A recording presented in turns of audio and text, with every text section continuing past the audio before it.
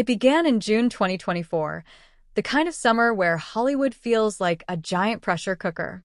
The fictionalized version of Justin Baldoni, a man known for soft-spoken interviews and soulful roles, was juggling directing duties, acting responsibilities, and a schedule that would make even a caffeine addict sweat.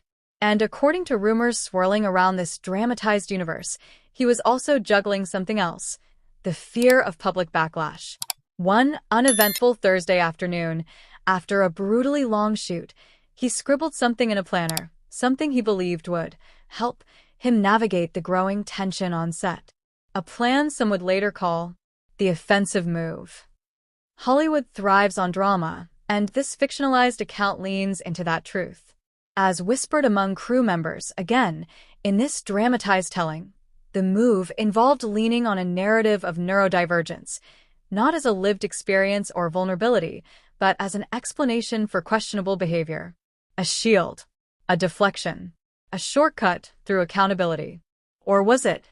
The thing about rumors is that they spread like wildfire, especially when no one knows where the smoke is actually coming from. And this little spark, let's just say it had enough heat to set the entire set on edge. But before we get ahead of ourselves, you might be wondering, what really happened on that set? Blake Lively, fictional version, of course, is known for her sharp humor, ironclad professionalism, and uncanny ability to spot nonsense from a mile away. She's the type of person who can freeze a room with a single eyebrow raise. And on this fictional set, that eyebrow was getting quite the workout. Several moments, awkward comments, strange interactions, and offhand remarks had accumulated like clutter in a crowded closet. Nothing huge on its own, but collectively, enough to make the air heavier. Blake wasn't alone either.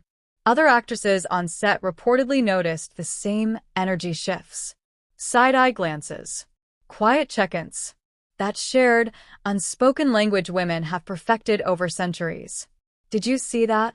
Yes, I definitely saw that. And just like that, what started as individual discomfort began evolving into a shared narrative, a narrative that would soon collide with Justin's alleged plan. But what was this plan really?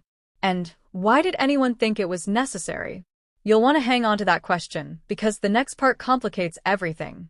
In this fictionalized version of events, the rumored plan to frame certain actions through the lens of neurodivergence was never publicly announced, but it didn't need to be. Whispers have a way of finding ears. And Hollywood ears? They're everywhere. The plan, meant to clarify things, only muddied the waters. The cast was confused. The crew was buzzing. And Blake? Let's just say her patience was running dangerously thin. This fictionalized controversy sparked a conversation much bigger than a single actor, a single cast, or a single movie.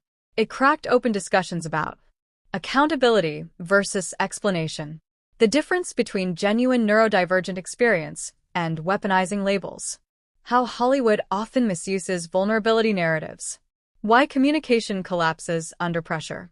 In this fictional retelling, Justin wasn't the mustache-twirling villain of the narrative. Blake wasn't the untouchable heroine.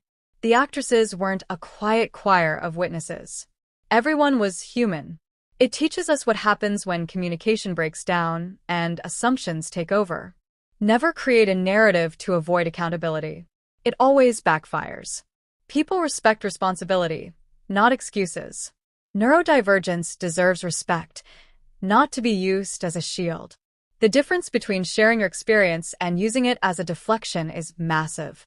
Micro-tensions become macro-explosions when ignored.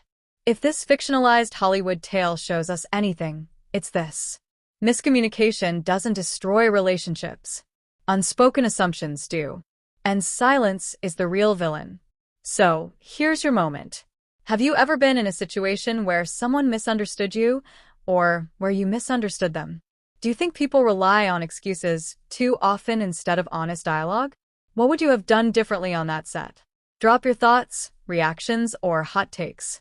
Because the conversation doesn't end here. It starts with you.